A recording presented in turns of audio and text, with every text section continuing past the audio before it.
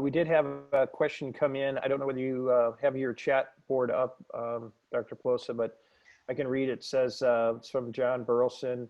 How many cases did you do with the Dreal before you felt proficient enough to replace the Kerrison? Do you still use Kerrisons in these cases for particular situations?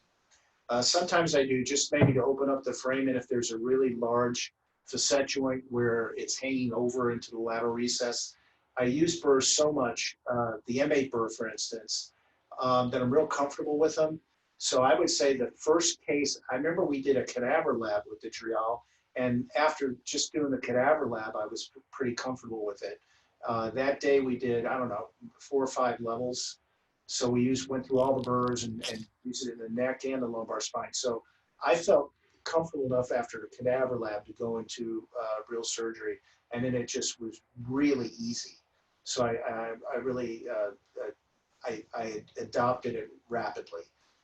So sometimes I will use, say, a traditional burr like an M8 burr to get the medial facet down, and then if it's still pretty tight in the foramen, and it's usually at the disc level. There's a disc, then the osteophyte off the upper end plate, and it can kind of be tougher to get in. I will either burr that down with a straight burr or the open-ended burr on the Dreal, or I'll take like a 2mm Kerrison and just open it a little bit, and then just to get that tip of that, like the camel's nose under the tent a little bit, just as soon as I get that curved burr in there, I'm good. Then I just start working it and not putting too much pressure. Let the burr kind of work for you. You just put a little pressure on it, light touch, and it'll open right up.